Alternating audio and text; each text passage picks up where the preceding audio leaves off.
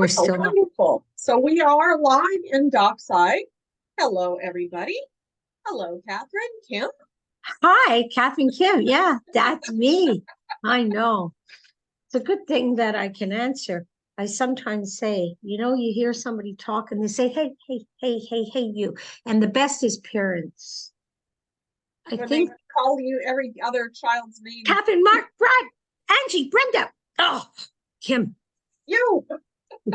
you. Yeah, exactly. The So beauty of tonight we're going to be talking about in our book. It is chapter 5, and it is the fourth step to riches. But we're talking about, of course, Think and Grow Rich by Napoleon Hill. And it is specialized knowledge, personal experiences, or observations. So again, the fourth step towards riches. And one of the incredible statements is knowledge is only potential power. It becomes power when and if it is organized into definite plans of action and directed to a definite end. wow. You know, and that's the thing. Whatever you're focusing on, are you focusing is the big question. And are you focusing on what you need to get what you want, or are you focusing on everything else happening around you? So we can ask the question, what's happening around you? And I hope the answer is, I really don't know. What? What? No, I Yeah, really don't know. you can Unless see it's impacted me. yeah, you can see sometimes people are busy, busy, busy, busy, busy, but they're working on things that are not important to attain their goal. You know, everybody has their role. And in a business, in life, in whatever, you can be really busy doing all kinds of things in your life. But if you're not doing anything and taking steps towards your goal, you may want to rethink what you're doing and what you're spending your time on. So I love that they say it's potential power, because sometimes you have knowledge on something and you don't even realize the knowledge, the power that it has, the application of that knowledge, or the awareness that you don't have the knowledge. So I need that knowledge to have the power to execute what I want. And what are you And going to do to get that knowledge? If you don't have it and you don't have the time to acquire it yourself and get an education or get specifically that certification, what do you do? yeah, my son has a dream. He wants to work for the NHL. And I remember very young, he would have taken the job of the clock keeper, any timekeeper, any job, doesn't matter. Wants to be, loves hockey, and wants a job. Many people have the dream to be an NHL player. They have the dream to be something, but to say, I'm so clear that I want to be in hockey that I'm even willing to take the job of the timekeeper. Any job will do, just let me be there. Now, what did that look like? What knowledge did he need? So he went and got a degree in business. And when he was finished with that, he's going for a degree in law, because those are the things that'll make me a prime candidate.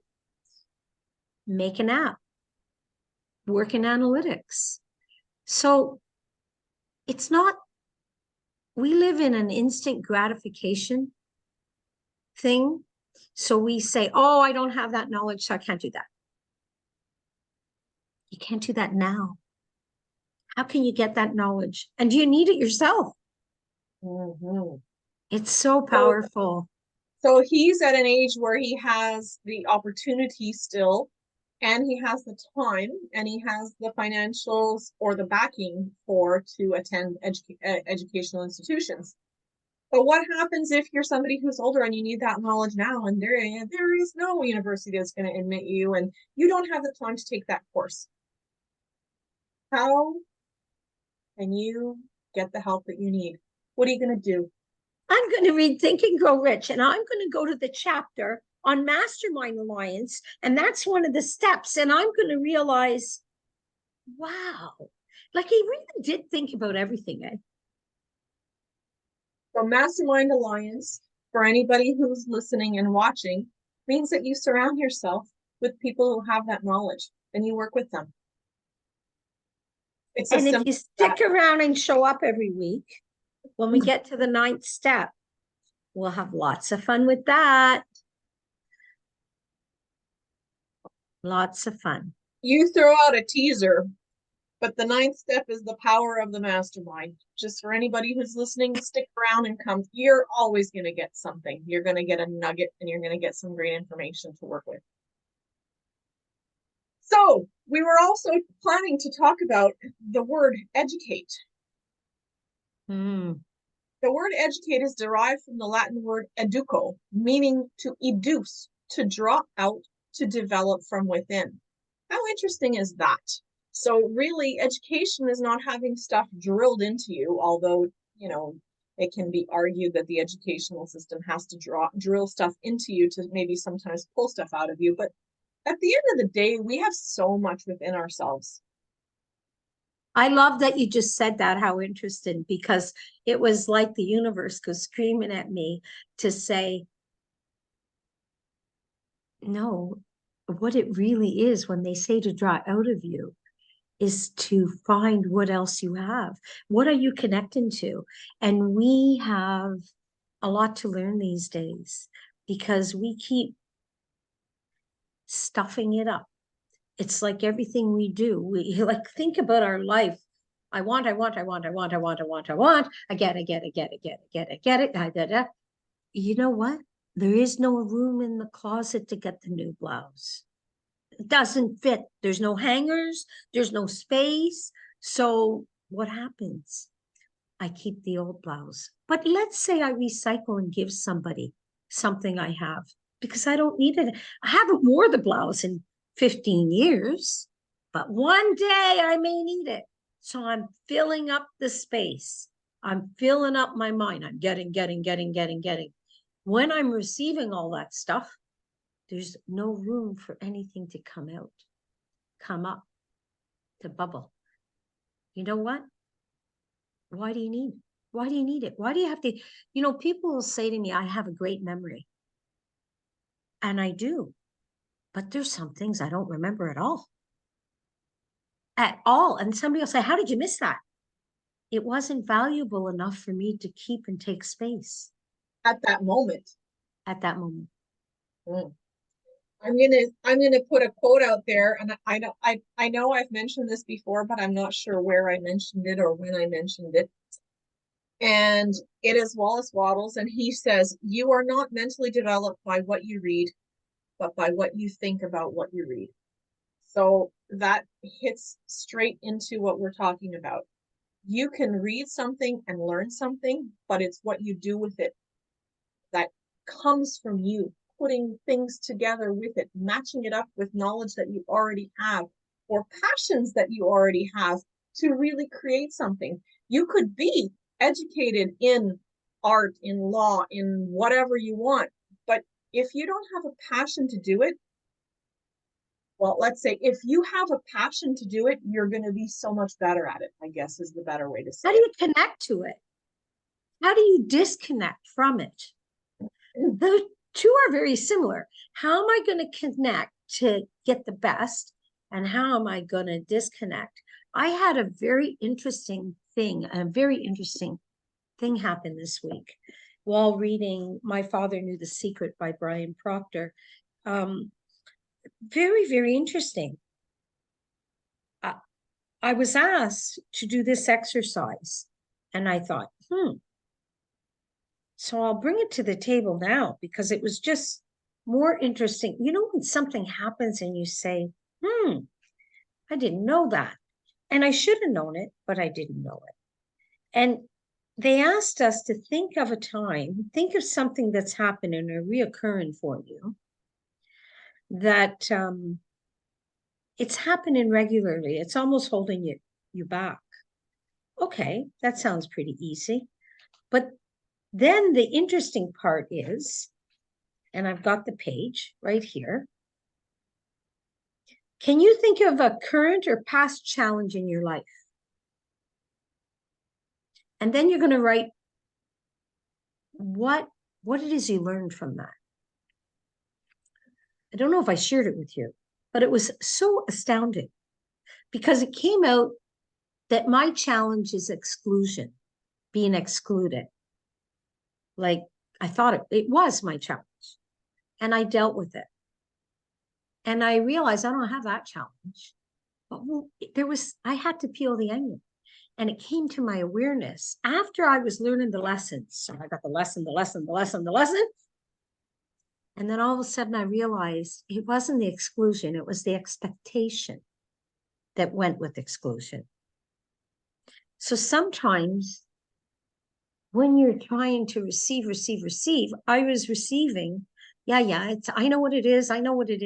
No, I didn't know what it was. I know about that part, but I didn't know about the other part. So if you take a moment to say, what did I learn from that? Then it makes you say, well, I don't have that. Now you learn to say, oh, what is life without that? And that's the lesson. When you can actually look at life without it, now you have knowledge and you've just activated the power that the knowledge is giving you. Oh, I love this stuff. So what's the next thing, Karen? You have a thing about Henry Ford that you really like, and I know that you're going to want to share it. So why don't you say it? So, he's in court being questioned. That's the part that stood out for me.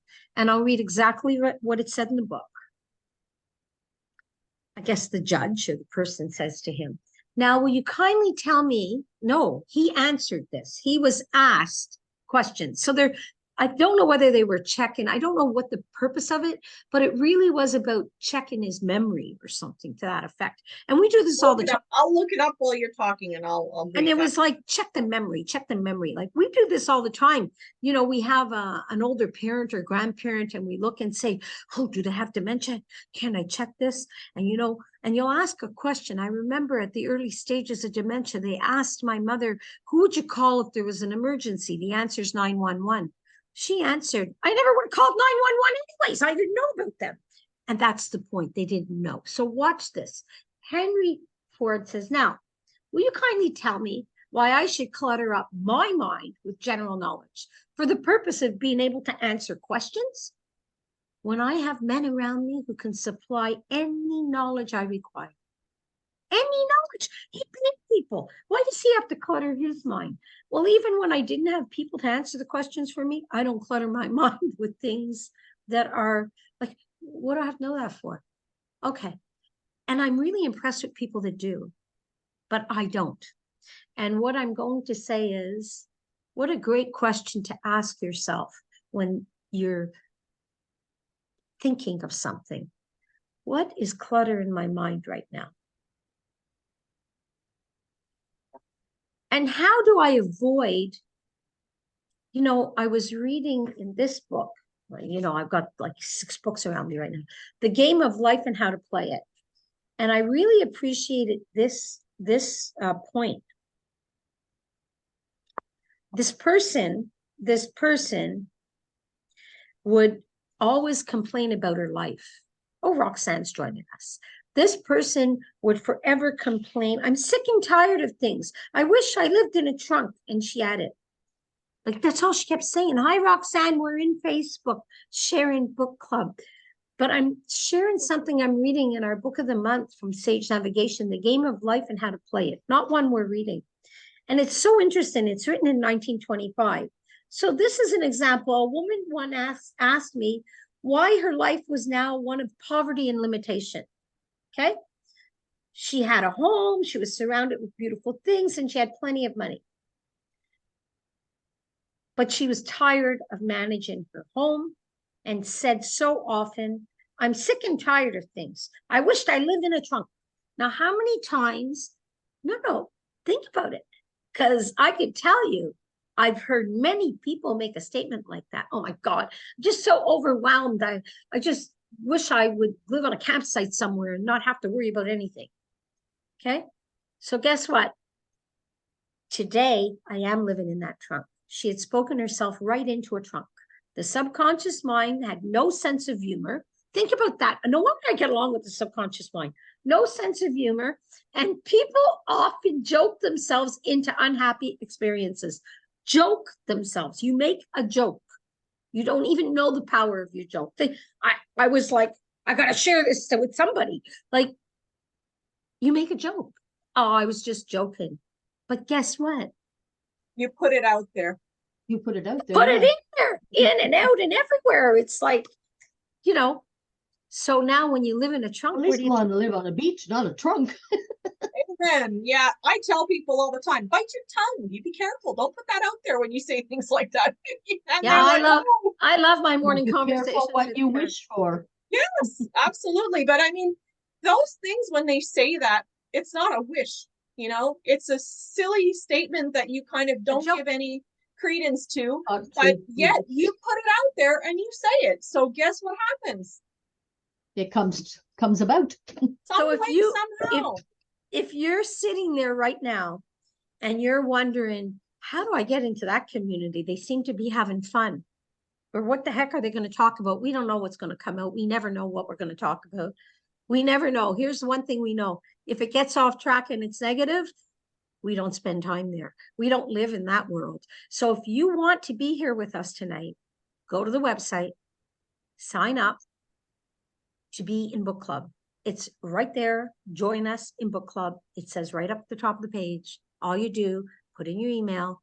You're then going to get an email back. Very excited. And you're going to get a link. And you're going to push the link. And then we'll see you in a few minutes. And come whenever you want. Yes. And before we go, I'm just going to say that the statement that you talked about, when Henry Ford said, kindly tell me why I should clutter up my mind with all that general knowledge, it was because he was suing the newspapers who were saying things about him for libeling him, and the lawyers were pressing him for information, silly information like who was Benedict Arnold, how many soldiers did the British send over, and all this kind of stuff. So asking him stupid questions about facts that it's like was not pertinent to anything. So an educated man is not necessarily one who has an abundance of generalized or specialized knowledge. An educated man is one who has so developed the faculties of his mind that he may acquire anything he wants or its equivalent without violating the rights of others. Henry Ford comes well within the meaning of this definition. So I love that story. And I love the fact straight out of Think and Grow Rich. So I'm going to end the live. Bonsoir tout le monde. J'espère que tu viens nous rencontrer sur Zoom et à bientôt.